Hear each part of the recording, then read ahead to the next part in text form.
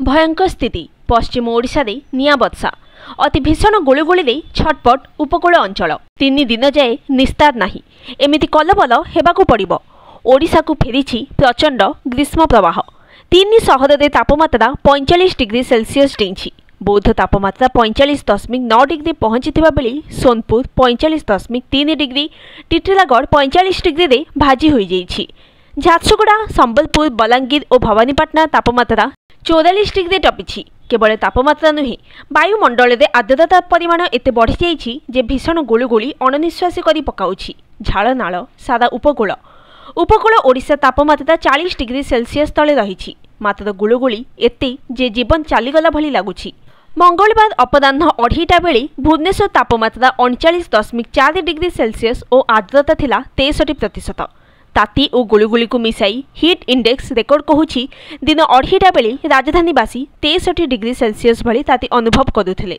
एथरो अनुमान करे जाई पारे ताती केउ भली भयानक स्तर छुईछि।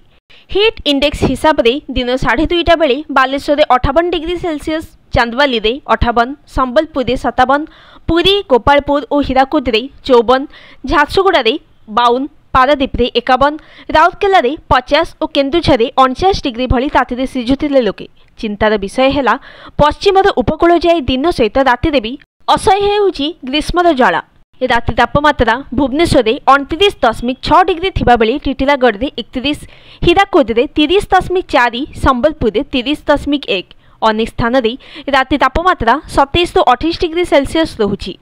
बलांगीर राति तापमात्रा जेतिक रहिबा कथा ताठारु 6.1 डिग्री अधिक, टिटिलागढ़ 5 और भुवनेश्वर 2.6 डिग्री अधिक अछि। पाणीपाग विभाग आकलन है आसंता 2 दिन भितर ताती आहुरी 2 ରୁ 3 डिग्री बढ़ी पारे। अनेक स्थान रे अनुमान करा जाउछि 31 तारीख पर आश्वस्ति आनिबो कालबैशाखी वर्षा। 29 तारीख में सुंदरगढ़, झारसुगुड़ा, संबलपुर, सोनपुर, बौद्ध, कंधमाल, कलाहांडी, बलांगीर और नुआपड़े ग्रीष्म लहरी जलाइछि। 30 तारीख में सुंदरगढ़, झारसुगुड़ा, संबलपुर, सोनपुर, बौद्ध, कंधमाल, कलाहांडी, बलांगीर और नुआपड़े जारी रहिबो ग्रीष्म लहरी। उपकूल बालेश्वर, भद्रक, जगतसिंहपुर, केन्द्रापड़ा, कटक, खोर्धा, नयागढ़, पुरी, गंजाम और गजपति जिले में भीषण गुळुगुळी अस्तव्यस्त करिबो आसंता 2 दिन।